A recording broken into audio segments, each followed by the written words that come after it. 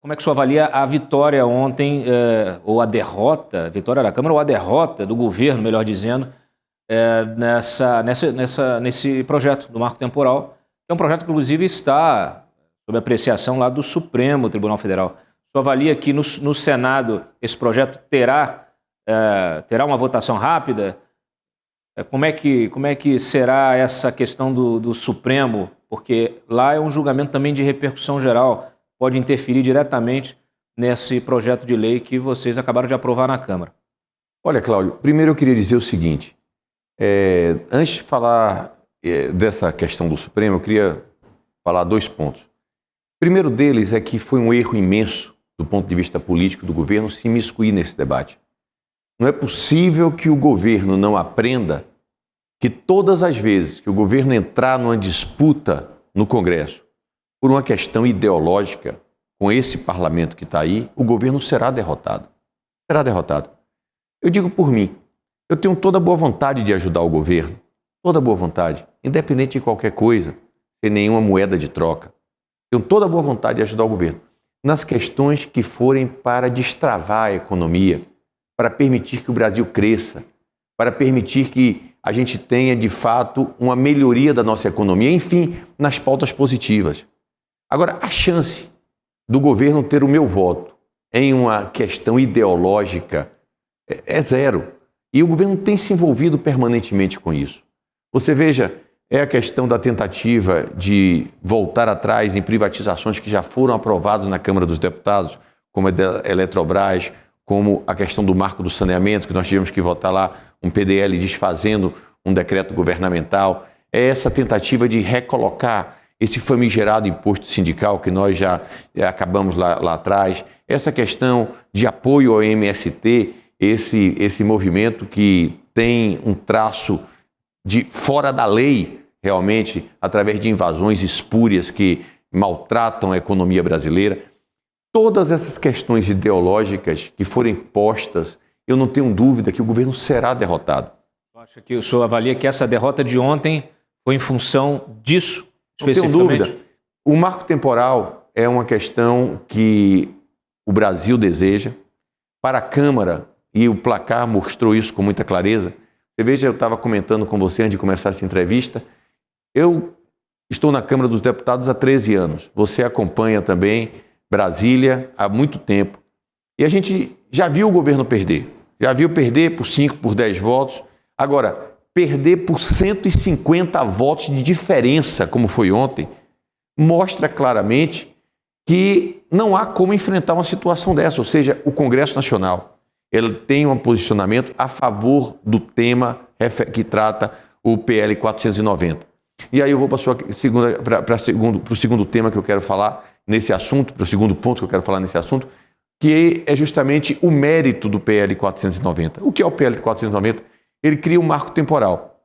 A primeira coisa que tem que ser dita é que não está mudando nada hoje, porque o marco temporal foi aprovado ontem.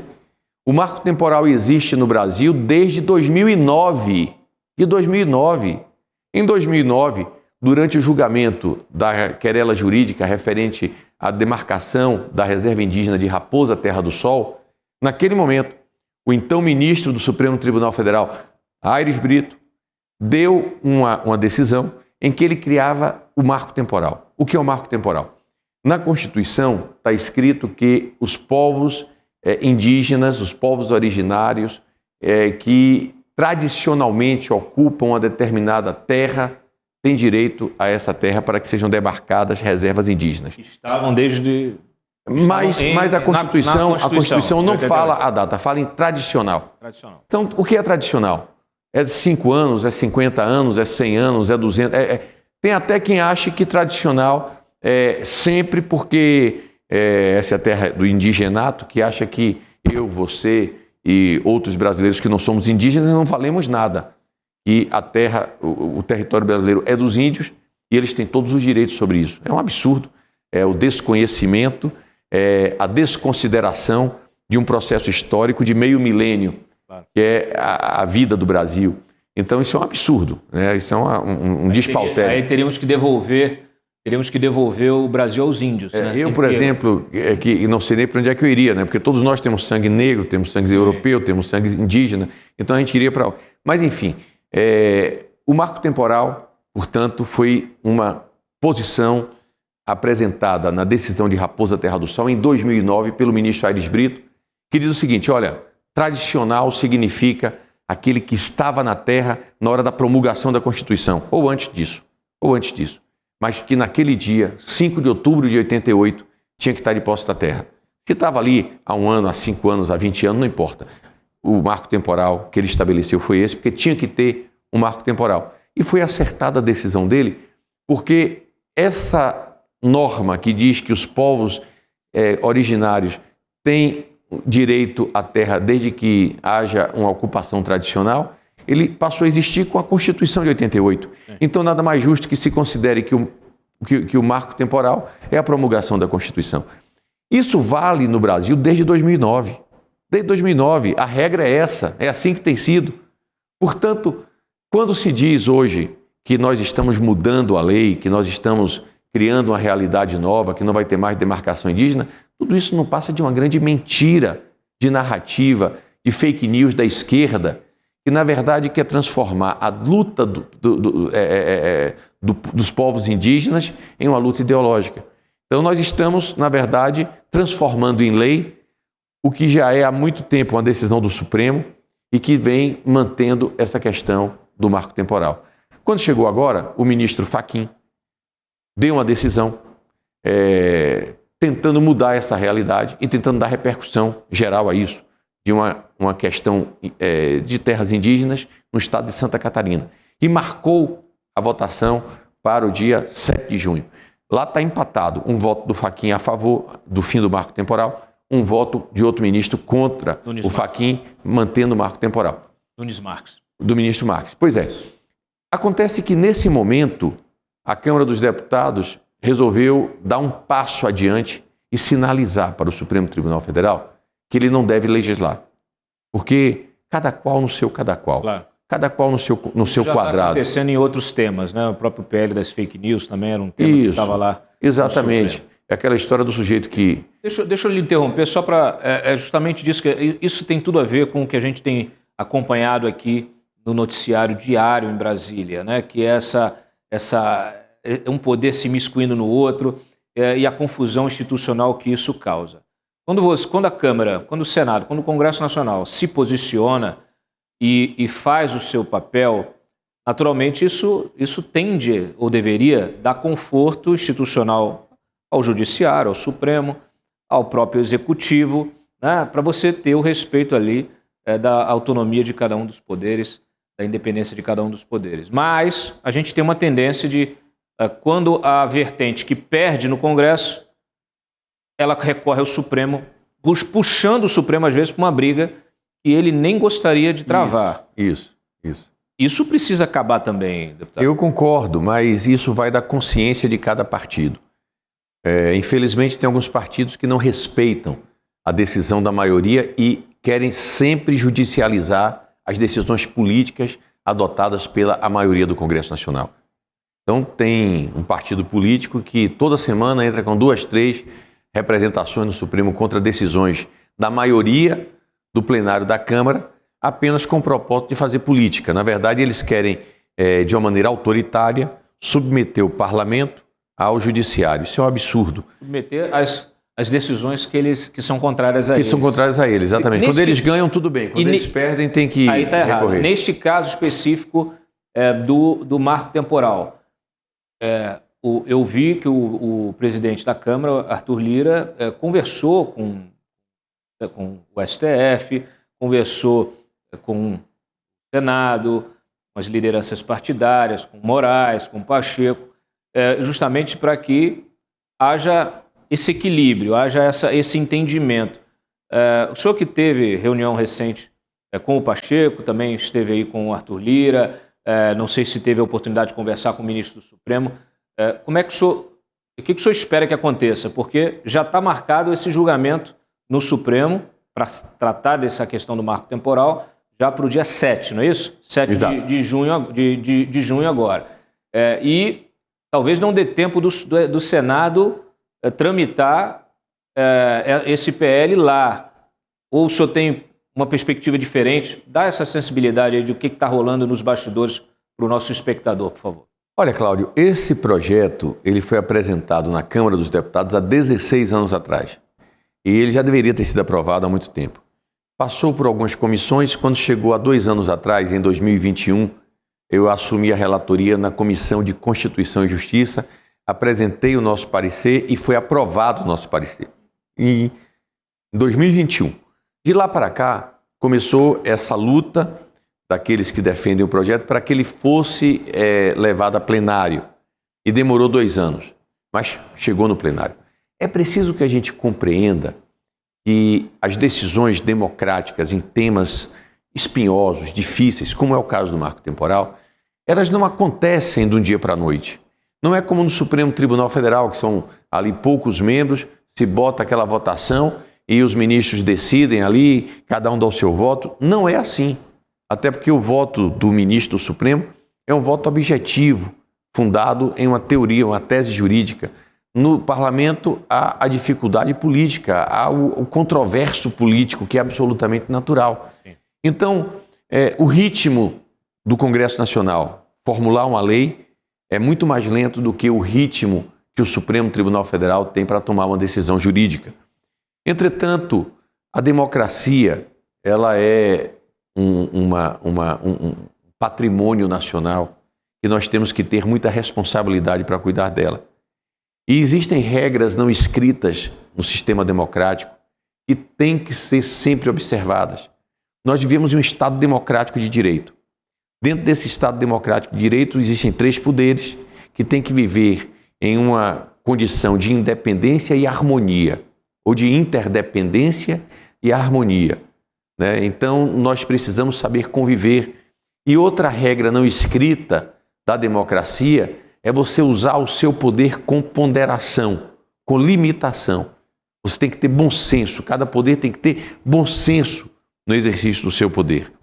Portanto, o Supremo Tribunal Federal, enquanto colocou esse marco temporal em votação e esse projeto da 490 estava paralisado na Câmara dos Deputados, tudo bem. Mas agora que aconteceu uma movimentação importante e o projeto já foi aprovado na Câmara dos Deputados, e mais do que aprovado por uma maioria esmagadora, mais de 2/3 da Câmara dos Deputados votou favoravelmente à aprovação desse PL.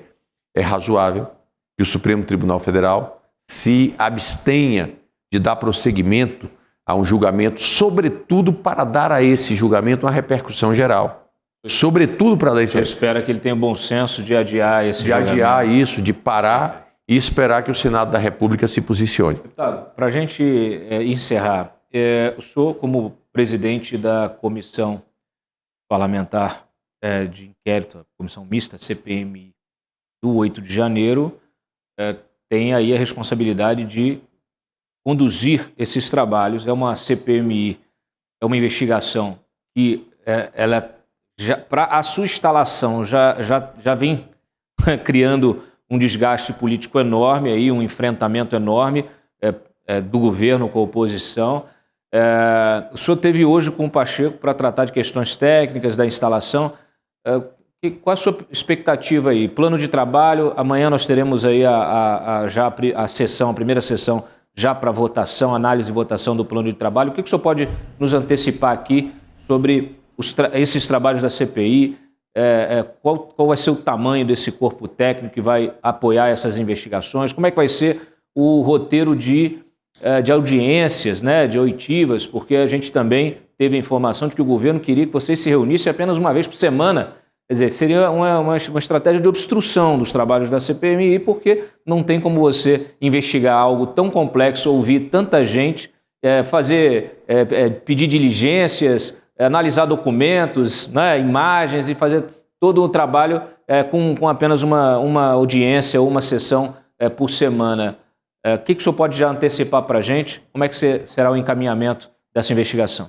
Olha, nós combinamos que amanhã será aprovado o plano de trabalho E a partir daí, na semana que vem, é uma semana curta, porque tem um feriado do Corpus Christi, portanto a semana termina na quarta-feira, segunda, terça e quarta. Na semana que vem, eu já quero submeter ao plenário alguns requerimentos, inclusive de convocação, né, para que a gente bote lá na primeira rodada, sei lá, 15, 20 pessoas entre convidados e convocados para que prestem depoimentos. A partir daí, nós vamos ter um trabalho. Eu acho que ter 3 convocações, 3 oitivas por semana, não é nada demais. Muitas oitivas, ainda mais essas que são assim mais emblemáticas, sem dúvida demorarão uma sessão inteira. Claro. Então, quando você vai chamar determinado personagem e que vai durar uma sessão inteira, você sabe que, por isso mesmo, você tem que ter mais de uma reunião por semana. Não tem como. Naturalmente. Além disso, vão ter outras sessões de debate, vão ter outras reuniões em que nós vamos ouvir especialistas, enfim, há toda uma investigação, um processo investigativo que tá se processando. Eu penso, portanto, que nós teremos que contar com quadros técnicos. Eu já contactei pessoas da Polícia Federal. Eu acho que na nossa equipe tem que ter, além de delegado da Polícia Federal, tem que ter analista, tem que ter perito. Conversei com o Procurador-Geral da República, o doutor Augusto Aras, no sentido de que nós possamos também ter da Procuradoria-Geral da República um representante que possa nos ajudar com experiência. O próprio corpo técnico da Câmara, tanto a Polícia Legislativa do Senado e da Câmara já tem uma prática, um know-how no sentido de analisar provas, de ajudar nessas investigações, como também o corpo técnico de apoio legislativo. São técnicos altamente qualificados no direito penal, no direito constitucional, que vão nos ajudar muito. E, obviamente, que o escopo, a massa de trabalho que está posta, Cláudio, ela é gigantesca. Só para você ter ideia, até agora de tarde foram protocolados 600 requerimentos. Isso é um recorde em CPIs no Congresso Nacional, 600 requerimentos. Além disso, tem requerimentos, por exemplo, para que se vá ouvir as pessoas que estão presas aqui em Brasília, na Colmeia e na Papuda. Sim. Tem lá mais de 200 pessoas. Então você vai ter que criar subgrupos, né? Porque não dá para você trazer todas as pessoas que estão presas para prestar depoimento aqui no âmbito do Congresso Nacional. Então, vamos ver aí, tem uma penitenciária feminina, tem que ver como é que a gente procede isso para que seja tudo dentro da lei. Tem que hierarquizar, tem que priorizar e hierarquizar esse trabalho. A minha última pergunta é justamente sobre essa hierarquização. Vocês vão investigar o que primeiramente? Ou vão fazer esses subgrupos? Porque a gente sabe que o foco, por exemplo, das investigações, o foco prioritário das investigações no Supremo foi quem organizou, quem financiou.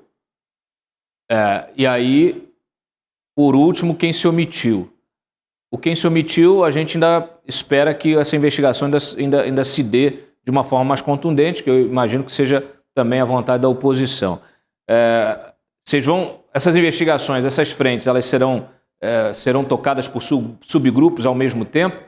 Ou a gente primeiro vai investigar quem organizou, depois como é que vai funcionar isso? Não, eu penso que se forem para se compor subgrupos, eles têm que trabalhar paralelamente. Amanhã vamos ter uma conversa sobre isso. Eu pretendo reunir aí nas próximas horas a direção da CPMI, os 2 vice-presidentes, que é o senador Cid Gomes, o senador Magno Malta, a nossa relatora, a senadora Elisiane, para que nós definamos quais seriam esses polos de investigação. Claro. Mas existem requerimentos de todo sentido. Por exemplo, o Supremo colocou aí essas questões lá na CPI, tem gente querendo investigar as prisões que foram feitas pelo Supremo. Né? Então você... Vai para a coisa do suposto abuso de autoridade e tal. Isso. E é uma solicitação que está lá, né, que tem que ser tratada. Portanto, as pessoas falam lá em financiadores, em prisões, em executores, em pessoas que foram os idealizadores de tudo isso.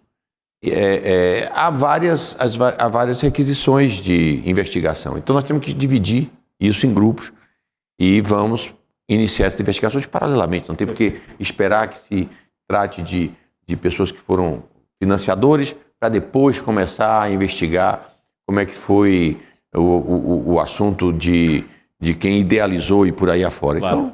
Então, vamos andar com isso aí de maneira paralela. Agora, eu não tenho dúvida de que a CPI vai caminhar.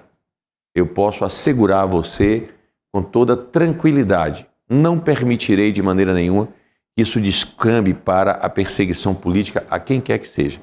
Como também não vou admitir a falta de respeito, nem o tumulto na CPMI. Não vou admitir. Eu sou uma pessoa muito serena, muito tranquila.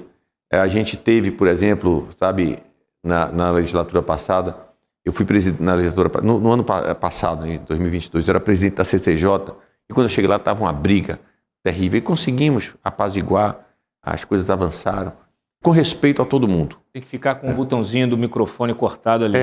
Corta o microfone. Mas vai dar certo, vai dar certo.